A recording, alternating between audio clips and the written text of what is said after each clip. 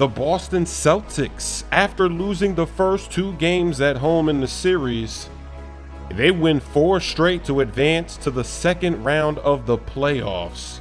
As soon as Rondo went down, the Bulls went down. They could not find a way to win or even be competitive, really, in all these games. Look at this.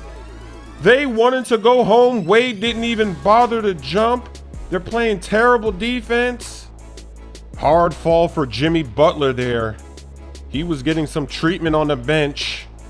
And because the Bulls played so bad without Rondo and so good with him, that's going to help Rondo out, at least in his career, because he has a case to make. Hey, I totally transformed the way this team played. Without me, they couldn't do a thing.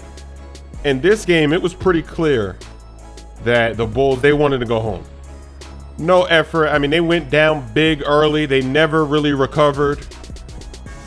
They're walking back, jogging back. They're not hustling, just taking their sweet little time. Jimmy Butler, he's still doing his thing. He's still going to go ahead and score. You always play offense. You might not play defense. You might be a little laggy on defense, but offense, even when you're tired, everybody can play offense. Isaiah knocking down the 3. This game is completely out of control. Gerald Green gets one in the corner in front of his own bench. He's hyped.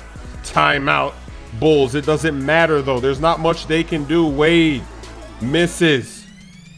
That wasn't a very good possession. And then going the other way, it's another 3 in the same spot. And as a Bulls fan, if you're in that arena, that's got to be disappointing to see your team go out that way. You want to see them go out fighting. You don't want to see them going out like that.